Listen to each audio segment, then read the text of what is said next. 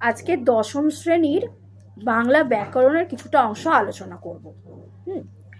দেখো, প্রথমত এখানে বাংলা ব্যাকরণে আমি বলবো ভালো করে ব্যাকরণটা পড়তে হবে, জানতে হবে, কেননা ওখানে কিন্তু স্কোর উঠবে। প্রথমে আমি একটা বলছি, দেখো সবাই হাততালি দিচ্ছে, এটা কর্মবাচ্যে রূপান্তর করতে বলা হচ্ছে।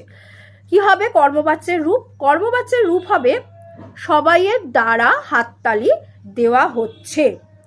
সবাই হাততালি দিচ্ছে, কথাটা কিন্তু কর্তৃবাচ্য। বাচ্য আমরা জানি 4 রকম আছে, একটা হচ্ছে কর্তৃবাচ্য, 2 হলো কর্মবাচ্য, 3 হচ্ছে ভাববাচ্য, আর 4 হচ্ছে কর্মকর্তৃবাচ্য। তো সবাই যখন হাততালি দিচ্ছে, কথাটা আছে সবাই হাততালি দিচ্ছে, ওটা কর্তৃবাচ্য থেকে কর্মবাচ্যে আমরা যাব। সবাইয়ের দ্বারা হাততালি দেওয়া হচ্ছে যদি বলি, তাহলে সেটা কিন্তু কর্মবাচ্যে